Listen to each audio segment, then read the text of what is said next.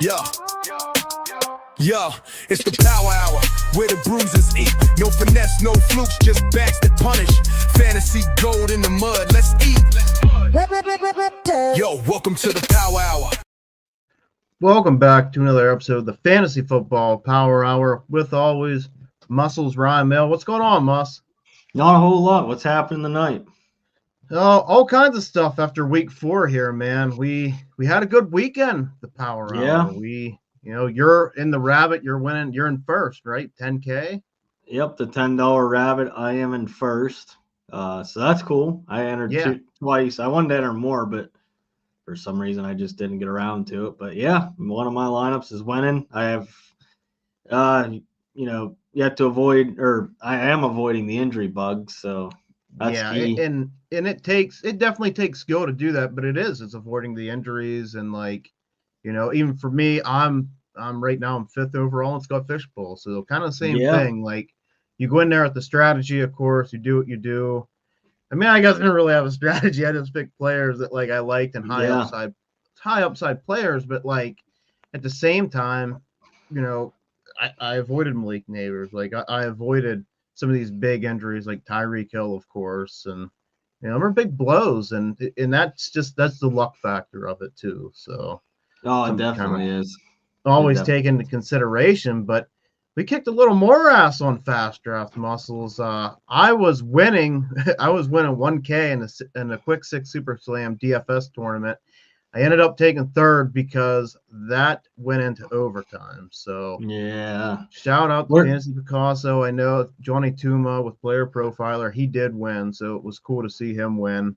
I mean, don't get me wrong, I'm jealous. I wanted to win, but the fan in me really wanted the game to keep going. But were you watching? Were you winning up until overtime? Yeah, I stayed up and watched, and that's way past my bedtime. Yeah, man. I was gonna say, he had George Pickens in a booster spot, and then he scored that touchdown, and he was really, really close. All he needed was one more catch, and right away.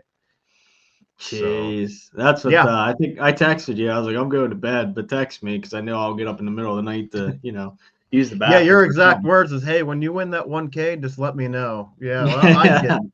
Yeah, I knew I was gonna fall asleep. But we did good on a lot of player props. So we did get screwed in the Giants game. That was one we had on there. But good weekend for us, man. So we just need to keep riding on that momentum, and we will. We will. It's just. You got to kind of change strategies. I think we were making too big of parlays, too big of risks. So you take the risk factor down a little bit, try to hit, even do some unders. I did some unders. So, it's just kind of adapting whatever's working. So this is working for us now. We'll keep doing it. When it stops working, we'll adjust and, make the right adjustments to keep winning. So that's just kind of what you have to do. Yeah, I think we just need to watch out for them trap games. I mean, 2 weeks ago it was the Browns, and we were like, you just add that to every parlay, even though it was like minus 1,200 or something like that. And then that, when it didn't hit, we were like, why did we do that? But and then this week it was, I think the Chargers were like minus 400.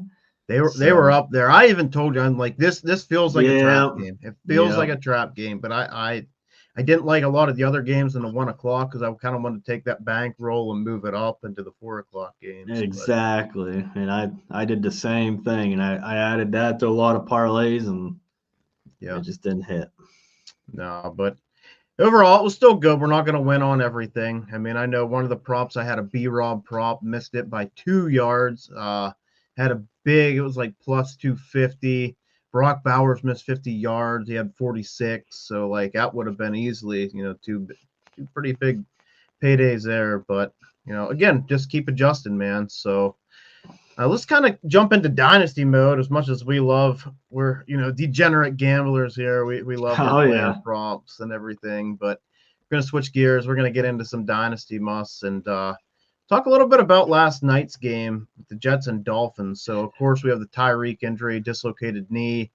That means multiple ligaments are torn. It's very serious and scary situations because there is an artery right there. So I seen this on, I can't remember his name, but somebody that really is good with this kind of stuff. And I know Ben in the Discord's really talked about it, and just kind of go over all that and what's that mean.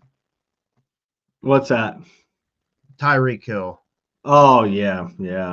It's just unfortunate, I feel like. So if someone has 6 blue chips, how much should the Date Warrior have? I love it. I don't know. I mean, that could be a little bit of a player prop for us. I'd probably the over there. How about you, Mus? Oh yeah, definitely take the over. Oh man, and then somebody likes your Kyle Larson hat, Muscles. Oh yeah. You get love on that hat every week. I had my do. Cy Lynch shirt on earlier too. So. I have it on right now. Oh, there you go. Representing our guy from Apollo. So yeah, yep. But what's your thoughts about Tyreek Hill? Oh man, that's brutal. I actually wasn't watching the game, and I got all the messages about, boy, was that ugly, blah blah blah. So like, I watched it, and that was ugly. But you gotta think, like, does he just hang it up? Like, he's definitely out for the year, probably. I mean, and then we always see like the year afterwards, and right. I don't know. I mean, I'm not saying go out and sell him for a third or anything like that, but I definitely would be a little concerned. So I mean, again, and I'm no doctor. Like, Ben's the main one I seen this, and I did some more research. But yeah, it's not good at all. I originally thought he broke his leg. Like, I seen it, I was like, oh, that's horrible. And then they said a dislocated kneecap, and I don't know. I think somebody that's made a career on athleticism, made a career off being twitchy with route running. I don't know if this could be it. It really could be it. In my mind, like, it is hard to sell for a third, like 31 years old. How much does he want to play? I just,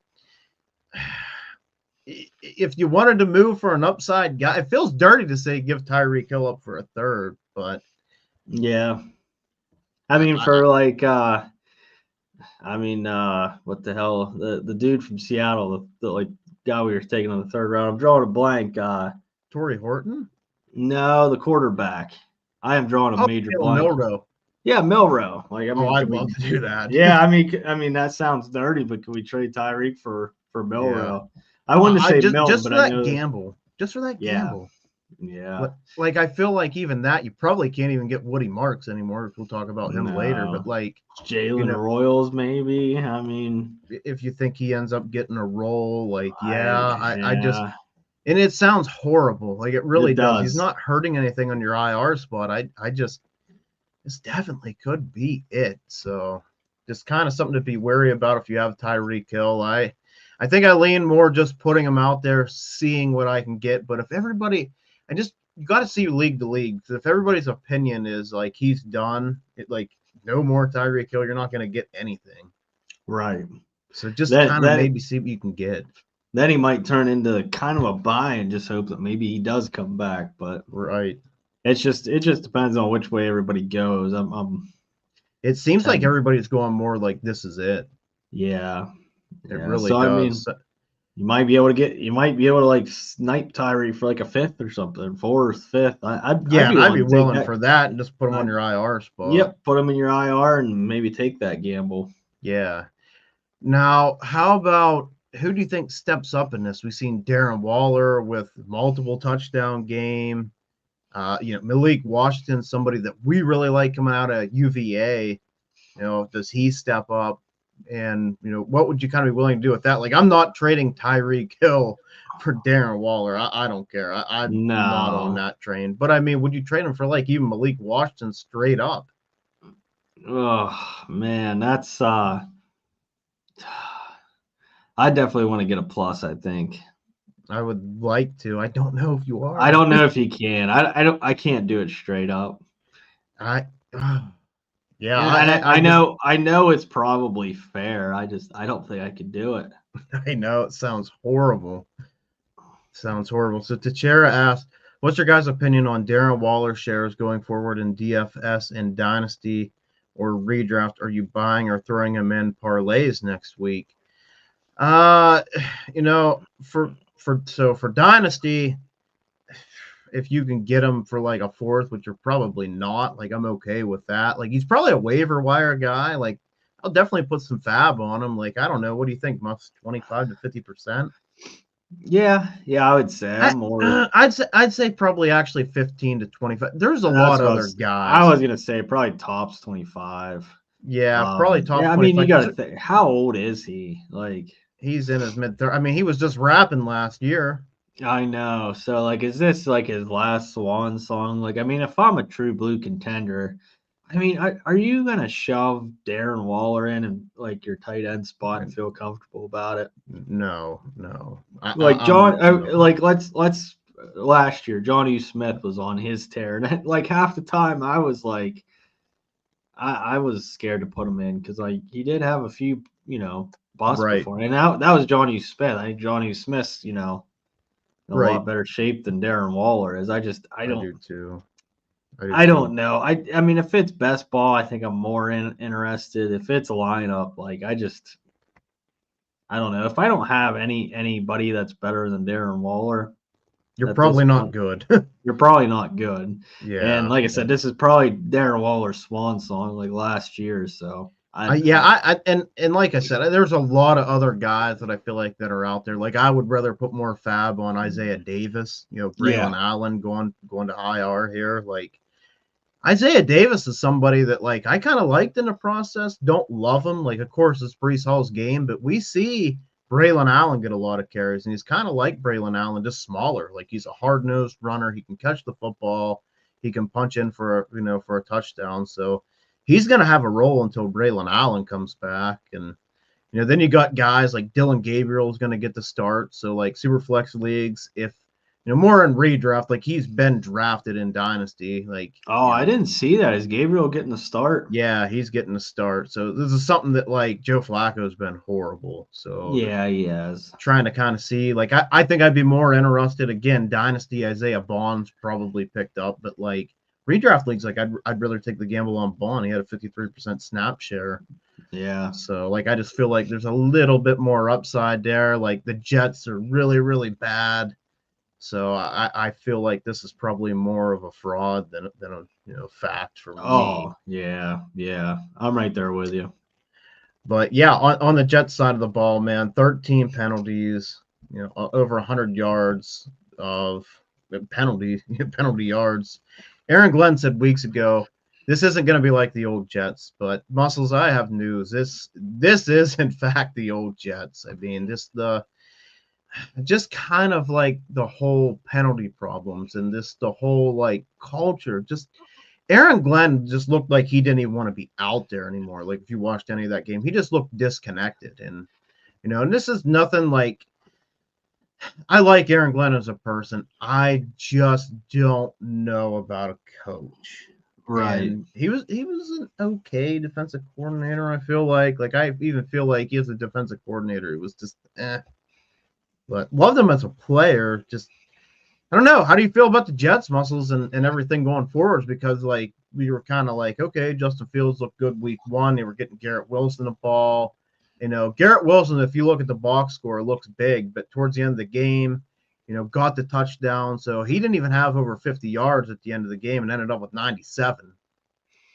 So Jeez. that was a big problem.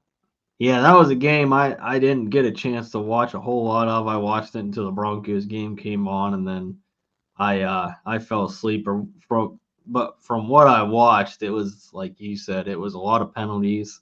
Mm-hmm. I mean Justin Fields was Justin Fields. I mean he got a lot of fantasy points. I just don't think he, from what I saw, looked very good as a quarterback. No, and a little disappointed in Tanner Engstrand as well. Like, I mean, whenever you're down by 14, 17 points and you're still running the ball, do you really not trust Justin Fields that much? Like, I know he has his problems throwing the ball. Dude is super athletic. I really feel like they need to get, and I put this on X as well, just a foundation around him. Like, a foundation where they're going to keep a coach. Like I want Aaron Glenn to keep his job because they need to build something there. You know, they've been through so many quarterbacks in the last 10 years. There was a stat, you know, on TV. It was quite a few. I can't remember exactly how many. But they need to kind of get with something and let it stick, because Sam Darnold's having a resurgence. He was there.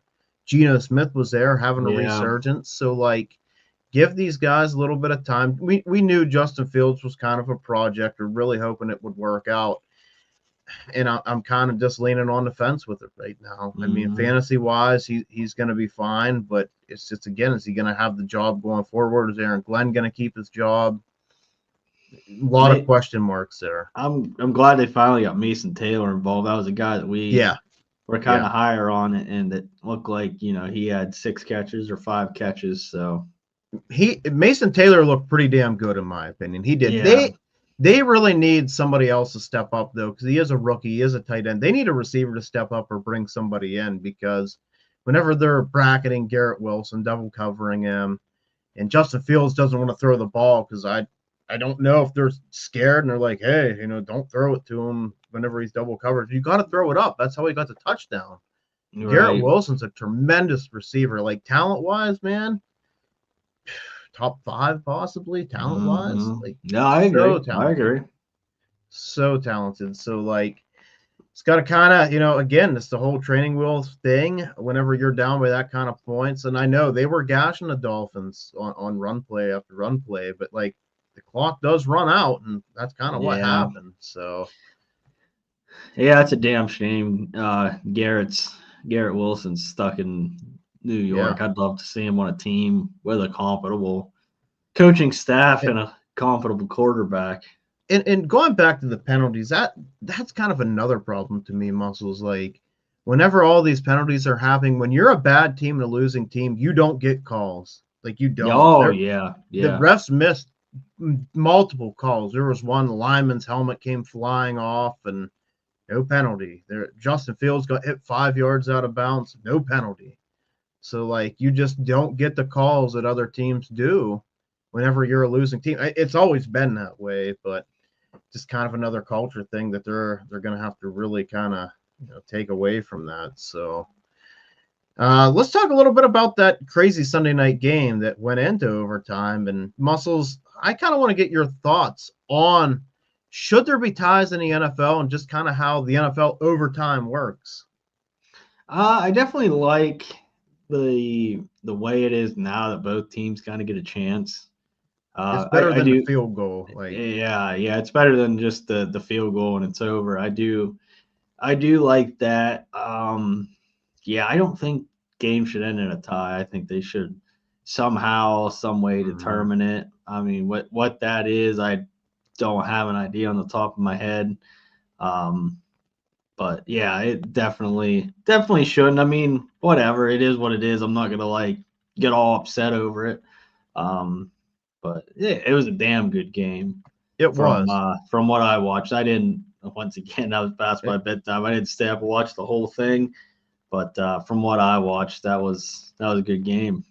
That lineup that I ended up getting third with was the only one, like, not the only one, one of the only ones. Remember how I said I was high on Josh Jacobs? Yeah. Didn't have Josh Jacobs, and I had damn DeAndre Swift in it. I was just gonna say that if you would have put Josh Jacobs in instead of DeAndre Swift. Yeah, that would have been the big difference there. But I kind of like how college does it. I like how they started on the 25-yard line.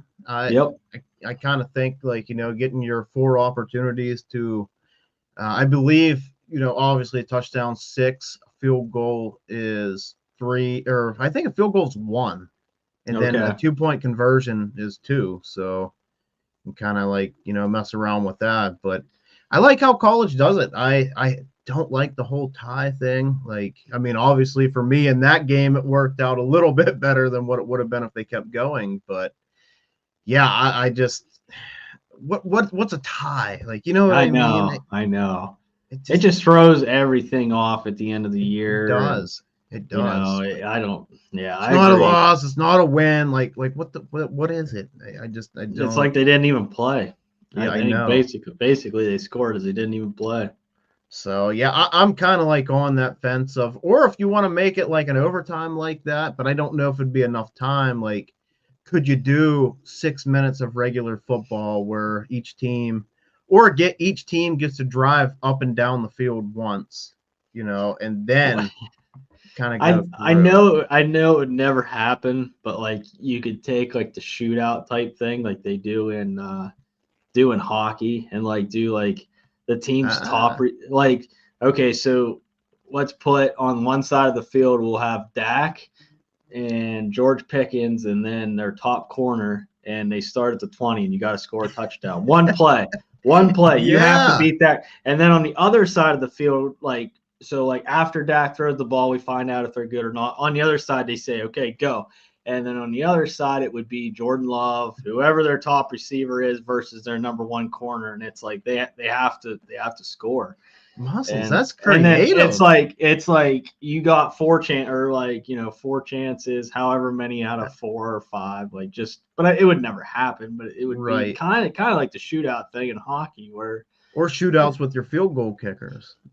or something, yeah, just I like that though. I like like yours but do it better. on both sides of the field. That way you can kind of it doesn't take up Right. much time. Yeah, go.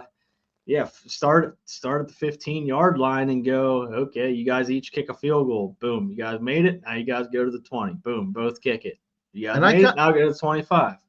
I kind of You know? agree with the Shara too. Like, they need to get rid of the onside kick. It's not effective. They should give them a 4th and 15 opportunity to keep the drive going, to retain possession I after agree. first down, to have a better chance to come back or either win the game. That just seems a way better way to do it. I like that too. Yeah, I'm there. Muscles over Goodell. Yeah, I agree, man. I think that'd be fun to watch. Like we always Yeah, like do it. Like me and you would get together and do that every once in a while in the backyard. Like we see reverse the defender, yeah. and that would be fun. But like just do it to where like you have to score or else the play just don't count. I really That would be like that fun. That actually. would be fun. That is actually a really cool way. And I mean, it is more of an offensive game now. Like nobody It likes is. these 3 to 10, 3 to 10 Yeah. games. Like nobody likes to take unders. Yeah. I Exactly. that's really creative. It actually kind of blows my mind. Muscles, I'm not discounting you. I'm just saying that like I think it'd be fun to watch. I've never Just like heard in that hockey. before. Yeah, Just like in hockey, shootout. I have a Some hockey kind of game on shootout. right now behind me, so yeah, I like that. Yeah. Yeah, we'll have to put a poll on that and kind of see what people think. That's really creative, but I'm the same way. I don't like the tie, man. I don't like the tie. I But don't either. everybody did count out Green Bay or count out Dallas. Green Bay with the victory, but it didn't happen with the tie. But I think that kind of shows the character that Dallas, like they played really, really hard. Dak played horrible against a bad Bears defense last week. So Yeah. to kind of like come back up and do this against Green Bay's defense, which is a bit fraudulent as well. I mean, we've seen George Pickens. I hate to admit this. I will admit it. I did bench Dak Prescott for Geno Smith in the league. Oh man. I mean, I still Poor- won, but Poor Adam's son, Adam Moles, who we work with. We're in a guillotine league, and he benched Dak for Tua, and he got cut by like 10 points. oh, Dak had like 42 points. Tua had like I don't know what he had, but it definitely wasn't not great. even.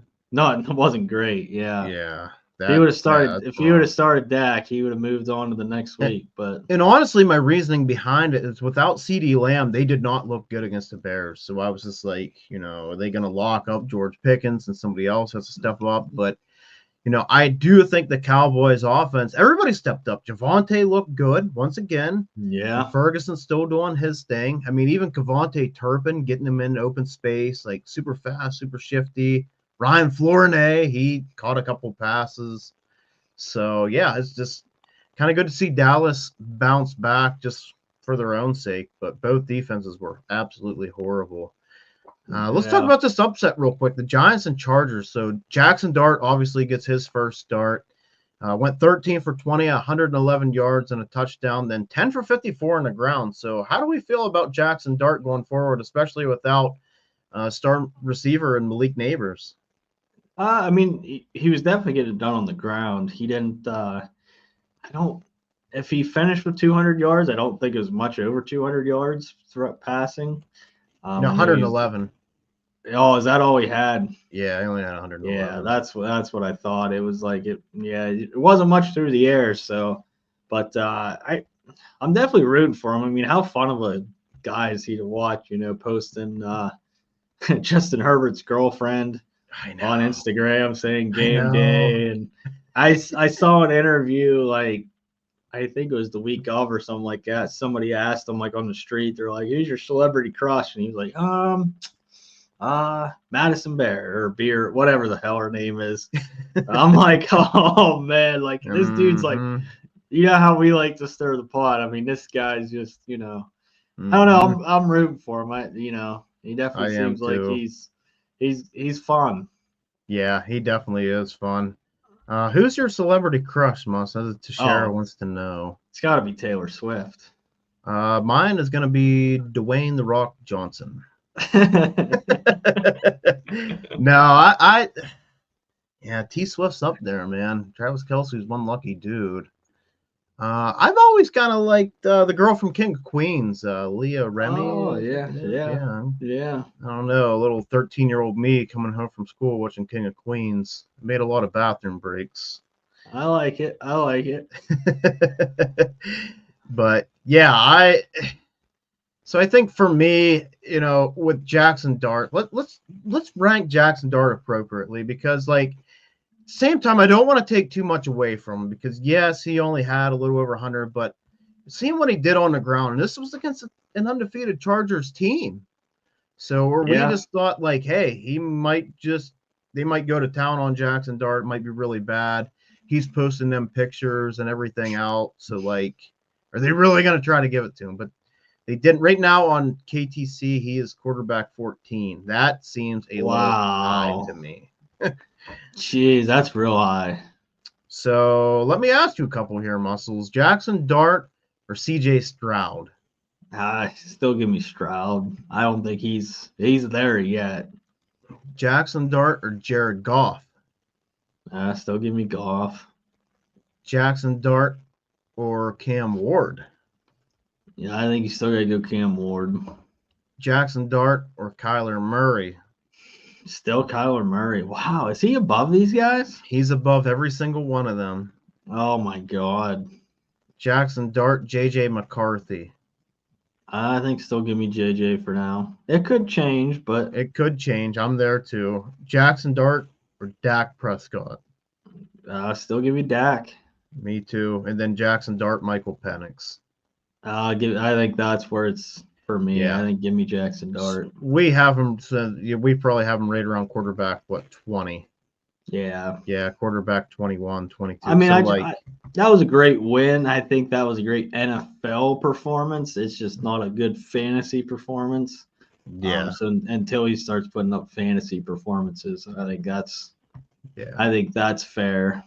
I think so too. And then we got to remember too, because I think it's going to go down some. There's no Malik Neighbors. He tears his ACL. We'll go over some trades with him as well, or at least the one that you did and anything that you've seen. But there's not really windows for guys like Malik Neighbors to go by. I mean, he's a guy that set all these franchise records. Most receptions in a single season as a rookie. Most targets with 170 as a rookie. Most receiving yards as a rookie. Most touchdowns as a rookie. So, like, he's a guy that was borderline wide receiver 1. Yeah, so, you put that on Twitter pre-season. I don't know if it was pre-season, but it was before the season. It was in the off season. I don't know if the season was here yet, but yeah, I said, there's got to be more of an argument for Malik Neighbors to be wide receiver 1, points per game. He was right behind Justin Jefferson at less than a point. Jamar Chase had him by a couple, but Jamar Chase loses his quarterback. This is the chance for him to step up with a new guy. Unfortunately, this happens, but Muscles, what was the trade you did for Malik Neighbors? Drake London the third. Yeah, you did that with Ben, and I like that for you personally. Yeah. I don't think it's like a ripoff. Like, obviously, Ben's getting production now with Drake London, and Drake London's no scrub by any means. Yeah. KTC has Malik Neighbors wide receiver 4 right now, but I think I might have him a little bit lower than that. Not much, but just a little. Yeah. Just because you gotta have that wait time with him, and then like get acclimated with Dart. I don't want to drop him too low, but Amon-Ra, St. Brown, or Malik Neighbors. Like I don't know if today I could trade Amon-Ra straight up for Malik Neighbors. Could you? I think I'd rather have Almond Raw today. Yeah, I just Yeah. I think I'm there too with Amon-Ra. CD Lamb. I know Yeah, that's give me Lamb. I think I And gotta that's tough. it is tough. I think still got to go Lamb because we're gonna get him back here. And this is where it gets really tough for me too. Jackson Smith and then Jigba. I think I'm gonna go Neighbors. I think I am too, but I love JSN. I Like, do too. I do too. But you got to give up something good to get something good. Like I think that would be a good trade for both people. How about the hot rookie Emeka Ibuka? Me and you were talking about that on break. Like before I made them trades, it was like, oh man, this is kind of a buying window for Neighbors. Like who? Yeah. Like I feel like you could tier up, you know. And I think I mentioned Ibuka. I was like, you know, Ibuka's a hot name. Like, could you get Ibuka for Neighbors straight up? And I think I'd still do it. I mean, it would be tough, but I think I'd still it would be Neighbors. It would be tough, but yeah, I think I'm there. I think it's just for me mainly it's like that Amon-Ra. I think I'd do JSN as well. Yeah, I think it ends at CD, and CD is very close. like I like JSN, and like right now Ibuka is where he's at. I mean, he could raise up into that tier, but like I don't think JSN's a cornerstone piece, so to speak. But like everybody's got to remember, Neighbors is a cornerstone. Yeah, like and he's still young. Yes, he is. But young. yeah, I saw, and I sent you a screenshot. Malik Neighbors going for Tet McMillan. Like, what the hell's going on? That's wild. That's wild. So like, yeah, there could be buying windows. I actually I forgot to tell you, I traded Marvin Harrison Jr. straight up for him. I remember. I was just gonna ask you. I remember you sent me a trade, and I liked it, but I couldn't remember who you traded. And this is why, like, I played Dynasty almost like redraft. It is so reactionary. We were just talking panic meter on Marvin Harrison. It's got to be like a 7 or an 8. Like, and then he had a really, really bad first half, ends up catching that touchdown, and all things are forgiven when you catch a touchdown. So, and not shitting on that guy. I mean, I still do believe in Marvin Harrison Jr. I'm not going to say how you're in shit, but like, you know, there's a lot of big podcasts that said trade him for any first. And did you see somebody posted? I don't know if it was NFL memes or somebody had a side by side of Marvin Harrison and Marvin Harrison Jr.'s first, like 20 games or however many games Marvin Harrison Jr.'s played, and they're like damn near identical. Really? Yeah. It's like they've got the same amount of yards, the same amount of catches.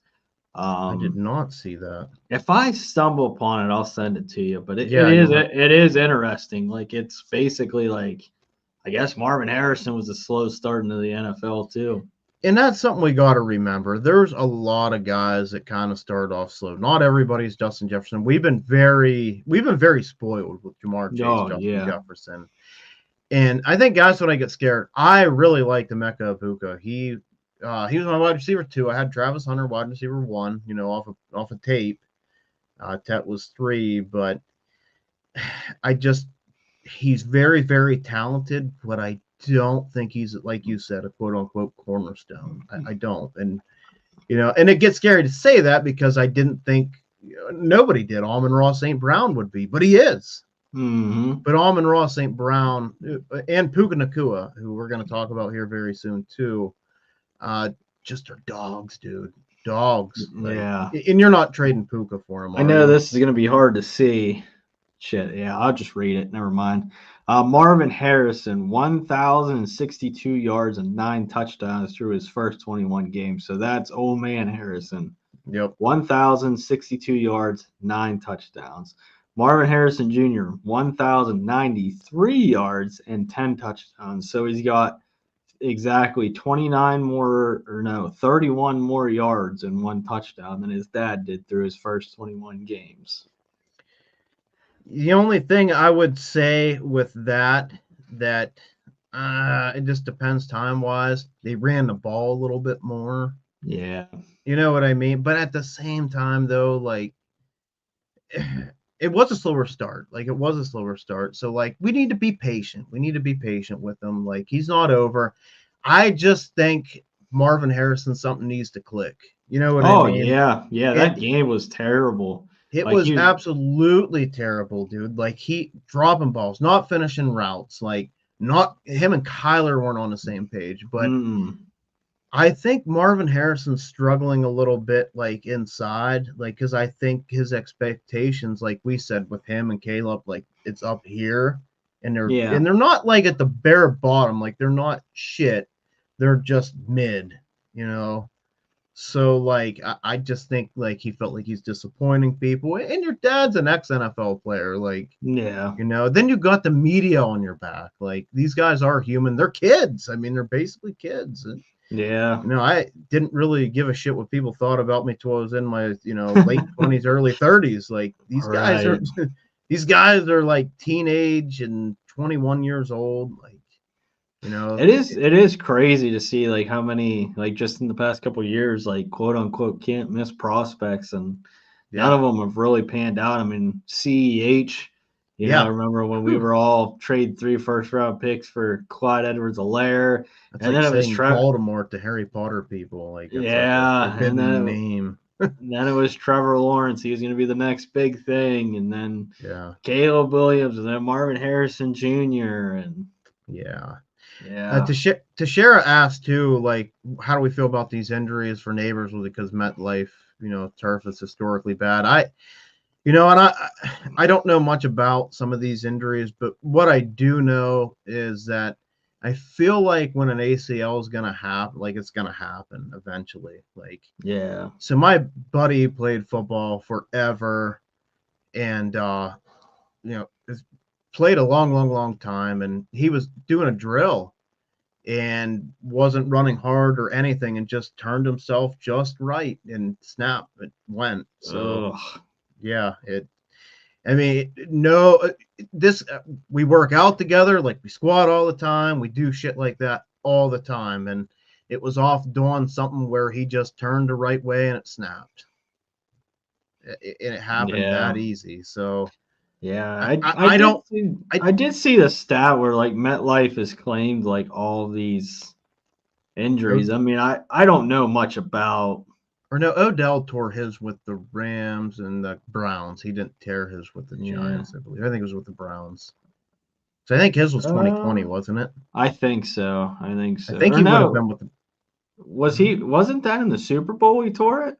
Or was that that the second time? Second time, okay. Yeah, But, I think he tore it 2 times. That's something. You could be right, but yeah, I mean it was. Yeah, I did see a stat of like all the MetLife ACLs that got torn. So I mean, there might be something to it. I just don't know that much about turf and grass, and yeah, I don't know. I'm gonna be honest. Yeah, I just think if it's gonna happen, man, it's gonna happen. But I mean, obviously, it doesn't help. Like when you have a shit field, like we kind of dealt with that with Heinz Field. Well, when it was Heinz Field, now what is it? What's it called? Acrisure or something. Something like that. Yeah. Absolutely hate that it's all about money and they changed that, but I know it just is what it is. We're going to Acrisure Stadium. I just don't really. It doesn't sound good. We're going to Heinz Field. Going to Heinz Field. Yep. And to share, this is kind of a great segue because this was going to be my next question. Who do we have? I think we can make an argument like for a wide receiver 1. Is it Puka Nacua? Is it Amon-Ra St. Brown? Is it Justin Jefferson? Is it still Jamar Chase? Sorry to share. I think I'm going to go Puka. I am too. I'm there, dude. Puka's my wide receiver 1. I'm not worried about Stafford and all. I'm worried about the back, but I think he can overcome whoever it is. Yeah, that's the only thing. Like I worry down the stretch. Like he's looking great so far, you know, and stuff. But like as well as I do, like week 13, how's he going to look? You know, Yep. Week 14, how's he going to feel? Like the more, I don't know. That does worry me. I'm not going to lie. It does. It does. And another thing that worries me is they love to throw the ball to Devontae Adams in the red zone. Devontae scored in the last 3 games. We've seen it last game. Now I know Puka scored too, but that's something that's always kind of lingering, man. Like Puka will come out here 16 targets and then does he score? Like Yeah. we kind of need him to get in the end zone. I'm not gonna lie there. I mean, it's a lot better than what I thought it was gonna be without Ben Johnson. Oh yeah, absolutely. I just think Amon-Ra is so damn good it don't matter.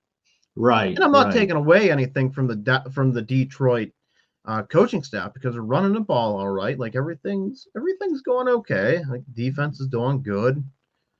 But yeah, so who would it be for you? Let's just say this, Moss, who's your top 5 in order? For Dynasty? Yeah, for Dynasty. Oh, I think it still has to be. I think it would still have to be Chase. Okay. I think it still have to be Jefferson. And then I think Puka.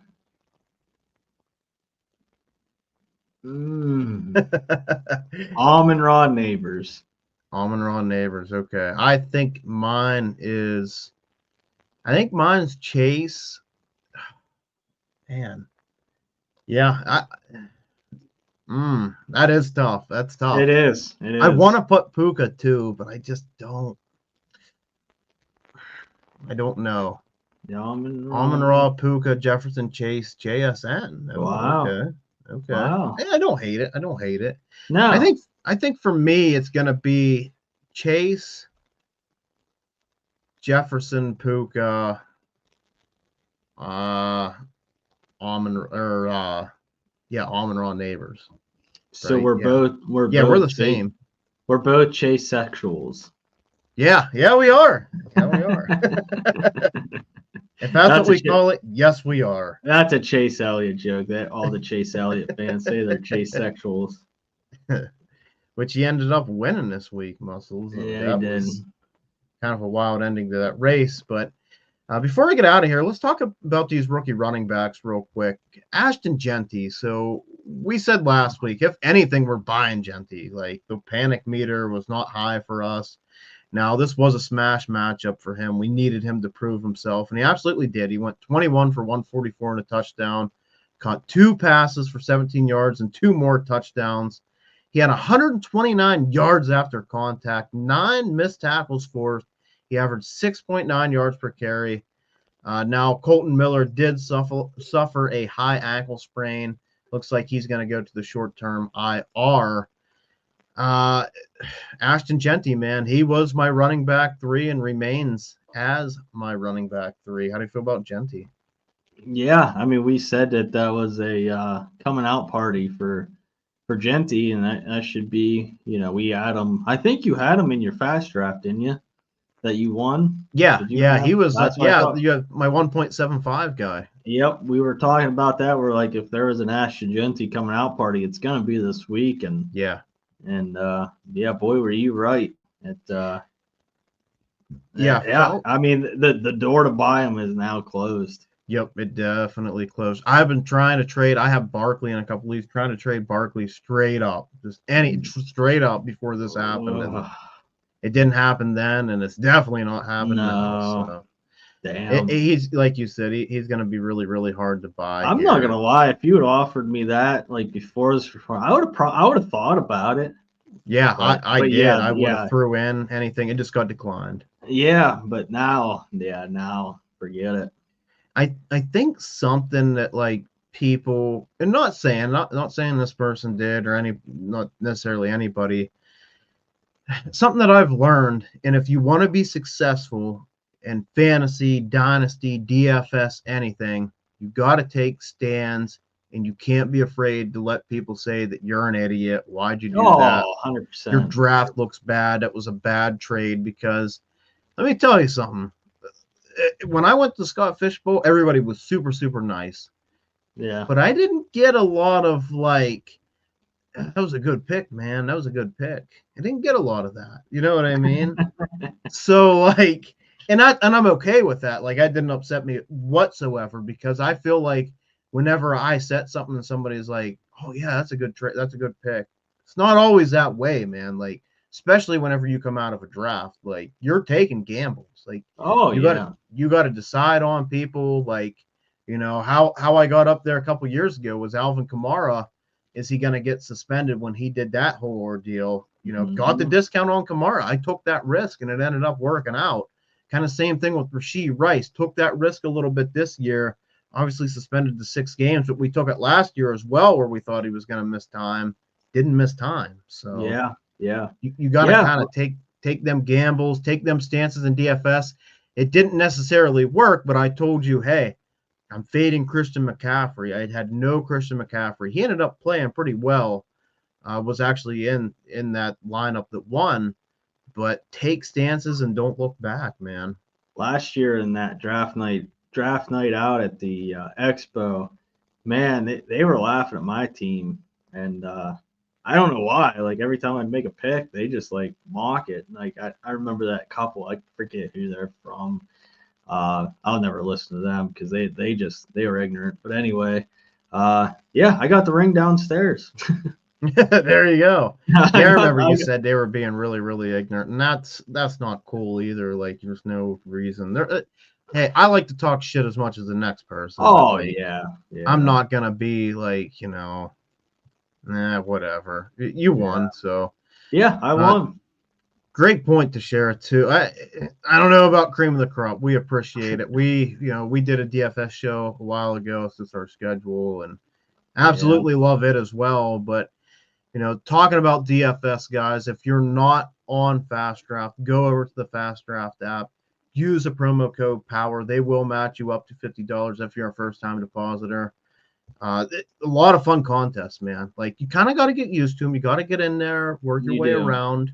But that's why you use this promo code and get that extra money. If you put in 50, you can kind of play around with another 50 and get used to how everything works. And, that way you have a better chance of winning. Hey, it's taken me a couple of weeks. I won no money until this week. Ended up taking third in that one, 130 in another competition, winning some Origins drafts. And that's a great thing, too. It's all year. So we'll be starting best ball as soon as the season's over. Doing DFS now. So you see the rabbit, go over there. Again, if you're just tuning in, he's in first in the rabbit. It's winning $10,000, which you got a ways to go, but you're up there, man. You have a chance. So use that promo code POWER. Go over the Fast Draft app. You guys will not be disappointed. So Teixeira also asked, you taking the 49ers or the Rams and win Thursday night? So I was looking earlier. The 49ers are plus 6.5. I think that's a little bit high to me. So I wouldn't mind actually taking that plus 6.5 against the Rams division game. I think it'll be a tough game, and I think it might be a little bit disappointing as far as like score wise. I think it'll be a little bit of a lower scoring game.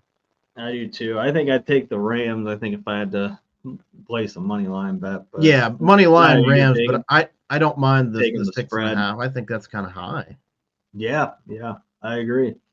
So let's go ahead. Let's talk about our next running back here, Omarion Hampton, who absolutely destroyed. Everybody was freaking out. He's really bad. He doesn't look good, doesn't look right. What do we say, Muscles? We've seen Breece Hall. We've seen Jonathan Taylor. We've seen a lot of these guys do this, so you need to be patient. And if you got rewarded with a 12-carry, 128 yards and a touchdown. And he also caught 5 for 37, caught 6 balls last week against Denver. So I love that with these running backs, especially these young guys. We've seen it with him at North Carolina. He was catching passes as well. We said, hey, he's very powerful. He's very strong between the tackles, but don't take nothing away from them hands that he has. And he shows us. He showed us already 10.6 yards per carry last game. Obviously, that's not going to keep it up, but 4 missed tackles, 85 yards after contact. How high do we have Omarion Hampton in our dynasty ranks, Muss?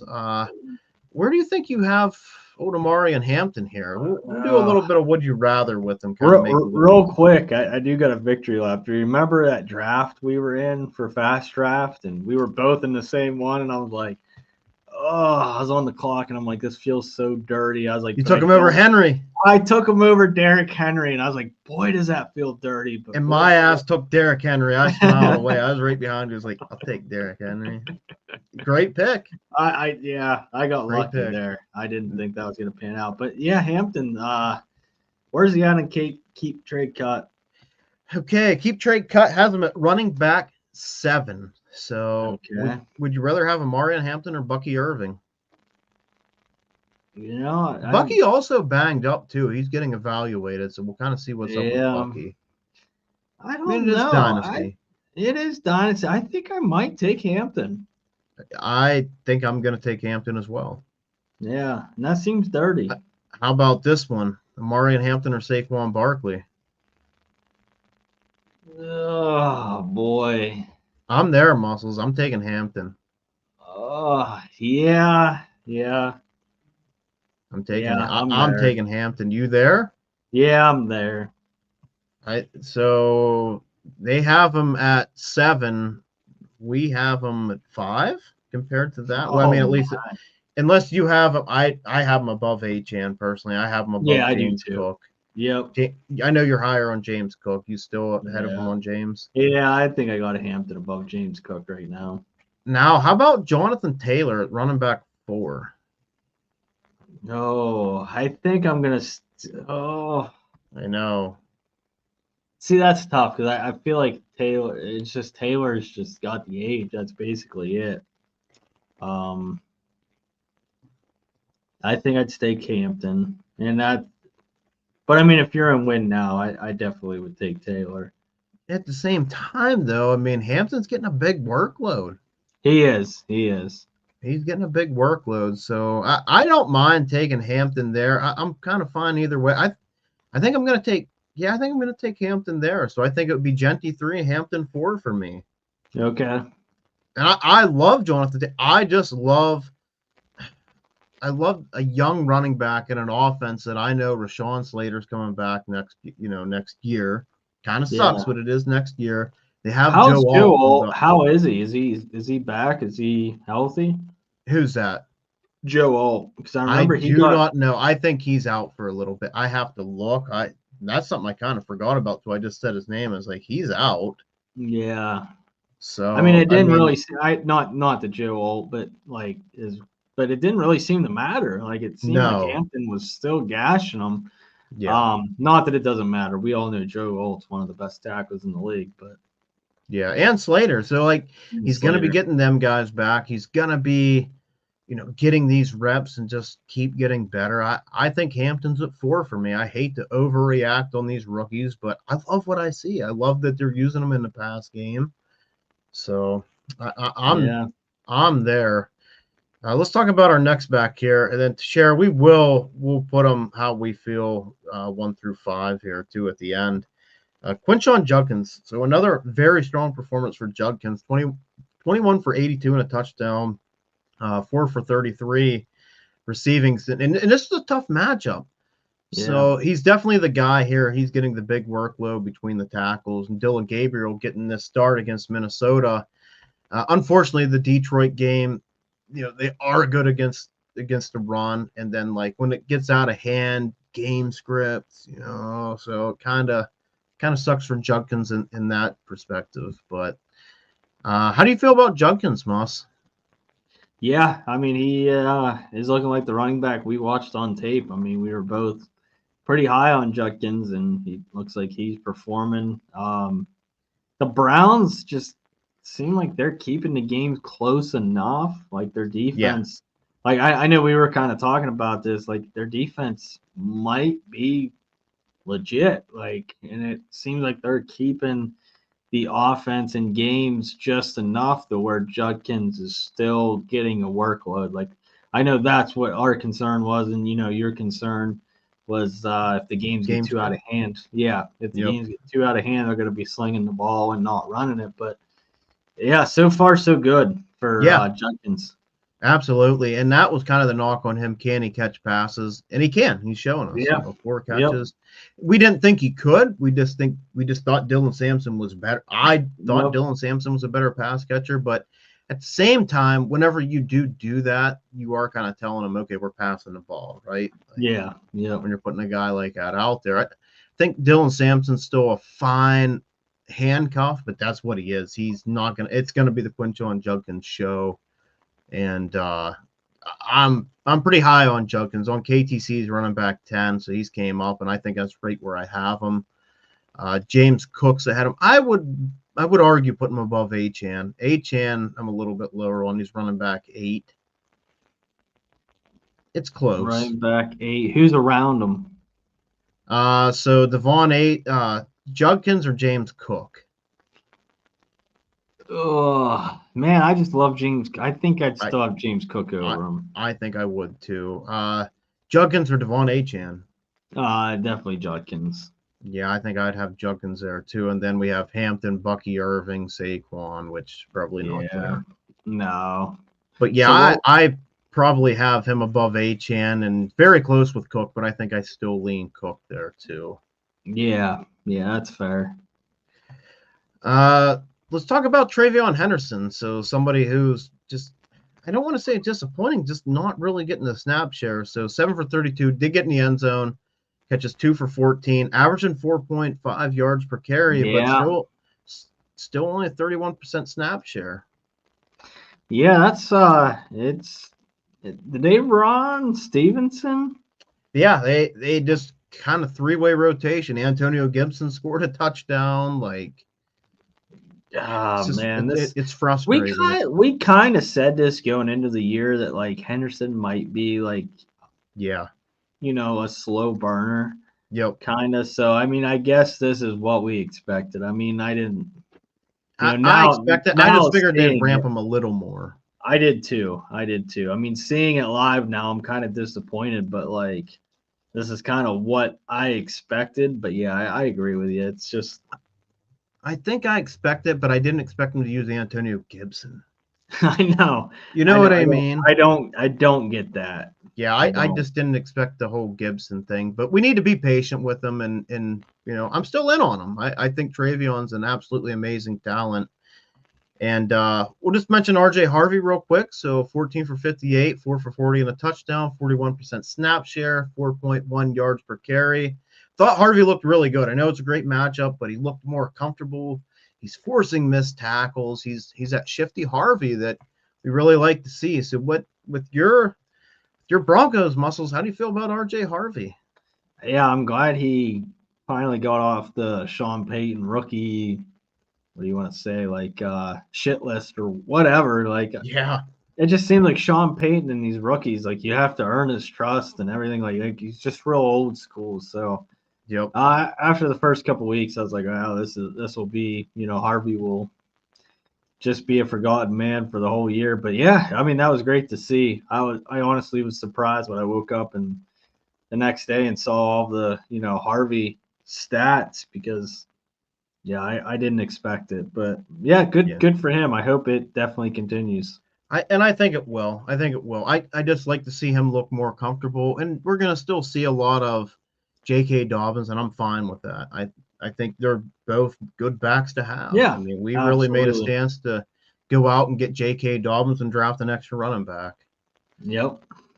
Then one last guy I want to mention, not a big hitter, but Woody Marks, who's a buy for us last week, started getting the snap share, 56% snap share, 4.1 yards per carry, 17 for 69, a touchdown, then 4 for 50 through the air. We knew he was a great pass catcher, Musk, but didn't expect to see him do this well between the tackles.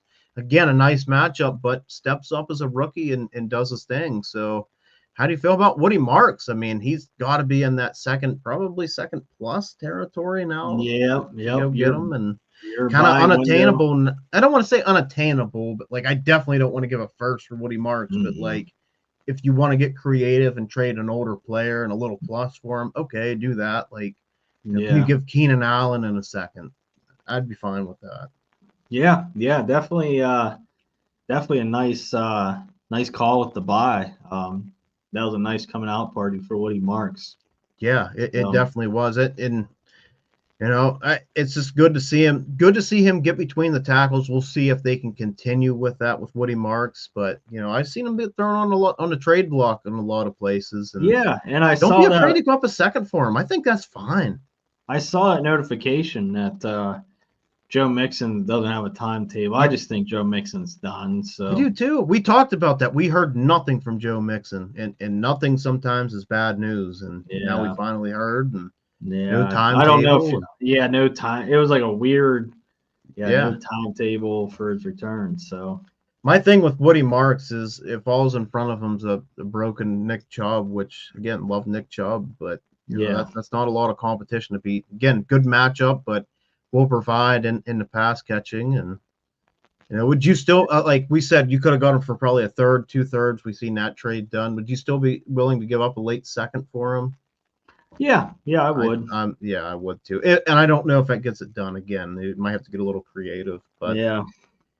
That's going to do it for this show.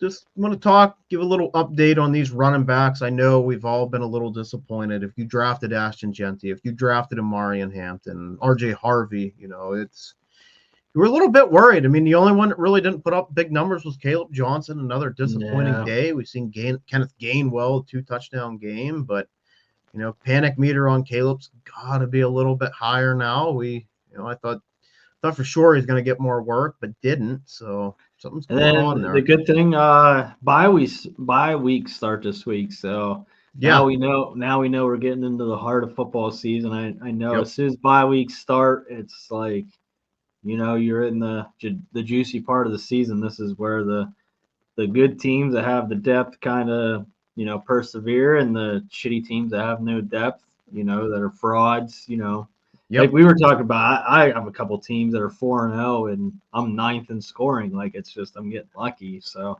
and I'm on the other end of one. I am 0-4, and I'm 4th in points. I think I was just looking at that league. Yeah, yep, I saw that. Crazy. So, and it's happened before in other leagues, but I think that's where you got to get creative with your leagues too. I know in the Alpha League, like one thing that they do, I think it's really cool, is that last seed is off points scored, not necessarily record. Yep. So I do remember that. So kind of something cool to throw in there just to reward that guy, the last seed, if just had tougher matchups. But yeah. But yeah, that's gonna do it for this show. I think we covered quite a bit of stuff here, and if you enjoy what we're talking about, please go over to YouTube, subscribe, follow us on Twitter. You can go over to TikTok, follow us over there. I'm posting stuff. I posted some waiver wire ads if you're a redraft guy. We throw on these dynasty buys and sells, and then here later in the week we're also going to give you that power up buys and sells. We're going to make that our own show, like just hopefully like a half hour to a 45-minute show, which again, we can see in an hour here, I still don't shut my mouth. I love to talk. I love to talk ball. I can be on here for hours, man, but I know everybody has shit to do, so including myself. Yeah. It was a lot of fun. So yeah, thanks for coming on, Muss, and we'll see you guys next time on the Fantasy Football Power Hour. See ya. Yo, welcome to the Power Hour.